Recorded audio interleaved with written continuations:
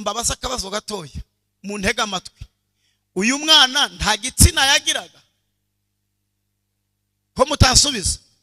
None kuki batavugaga ngo ni umuhungu bakamwita impumyi? Hari igihe ikibazo kikambira izina bwite.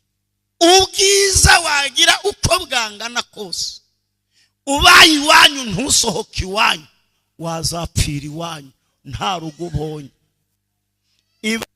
Kubona urugo uva mu rugo, ukuma keza, nushaka ugere mu muhanda ujye ugenda ugaruka gusa, ugende ukate ugaruke.